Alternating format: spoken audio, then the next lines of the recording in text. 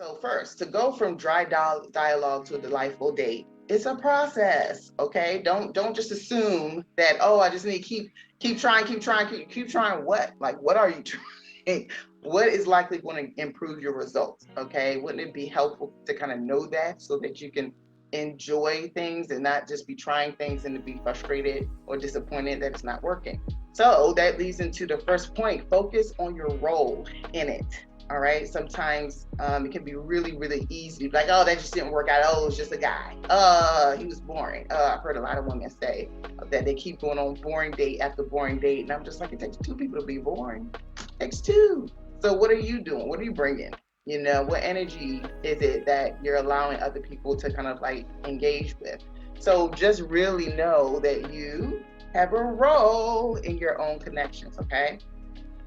Trying to get him to do X, Y, and Z shouldn't be the goal.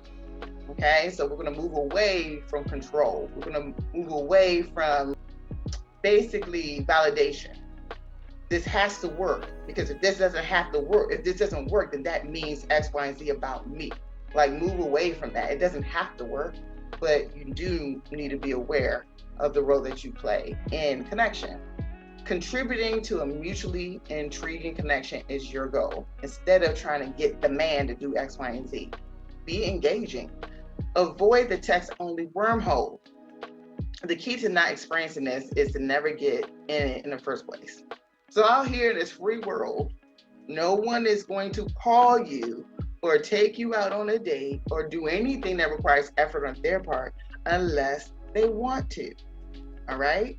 So, there's no entitlement, right? There's no, well, he should and he should. If he's a stranger, if these are strangers, then they don't have to do anything, right? And so just coming to social interactions with the appropriate mindset that the goal is connection. The goal is to be mutually interested, right? And to not take it so personally if someone doesn't respond to you the way you want them to respond. All right. Set boundaries for how a man will have access to you. If it's not working, if you're doing your part, if you've done the work to overcome the anxiety, to overcome the stoic, disposition. Unfortunately, what happens a lot is women just stay around a little too long out of fear of maybe not attracting another option, that they just really just get mad at the man. That won't happen if a woman had viable options. That's for another conversation we can definitely talk about. Number 3, be the captain of the connection. So understanding how to master and own your role in the connection is how you control the outcome. All right. You can actually have a say in the outcome if you know how to show up in a particular way. And that doesn't mean, I don't mean control from the way of, you should call me, if they're texting you too much. That's not what I mean. Mastering your role in connection, make them want to call you. That is basically the whole thing, right? No one's going to do anything they don't want to do. And because they don't want to call or because they don't want to take you on a date, it's not a personal attack on you specifically. They just haven't been moved to do so.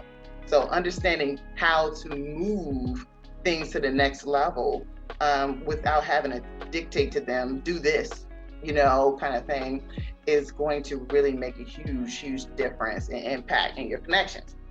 Please understand that when you're out and about and you have an opportunity to meet somebody, if you are overwhelmed with the emotion of defensiveness, they're not going to like me.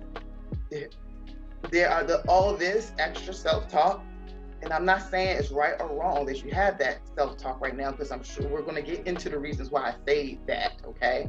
The point is, if that is happening for you, I want to really challenge you to consider undergoing a process to overcome that, because it will be difficult to connect with others if you get the wall up, if you're afraid, if you're overly critical of yourself, if you make assumptions of the other people. If all that energy is happening, you definitely want to overcome that to get better results.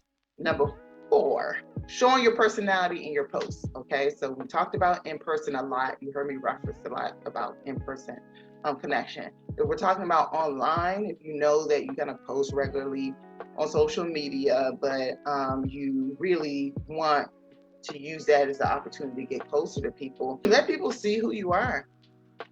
All right, not just in your profile photos, which is okay, but you can express your thoughts a little bit. It doesn't have to be over the top. Just throw little things out there that you believe other people could connect with, that isn't isolating, and you'll see the people that are interested in your point of view, that also agree with you, and they'll come up. You know what I'm saying? And so if you have a regular engagement in your followers or the people that are in your sphere online, then if you were to put up an event, or if you were to say, oh, I'm going to be at this place tomorrow night, y'all come up, meet up with me or whatever, people will show up. Like, people are already interested in you, right? However, a lot of what happens is, we shut ourselves off. We're too scared to allow ourselves to be seen. I'm not saying people need to be all in business, because I don't put my business out there.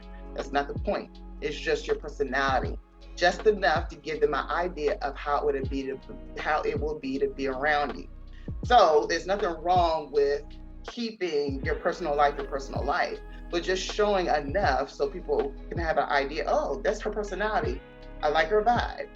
Let me see about hooking up with her next time she's in town, or whatever the situation is. Okay, just in general, giving people an idea how it would be to be around you. Okay, and it's the same thing that you want to do in text, right, or on dating apps or whatever.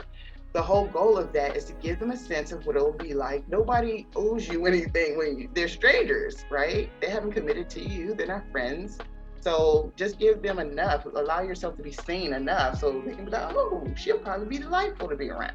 So yeah, like I said, bring the fun to the party. Okay, you be the source of fun.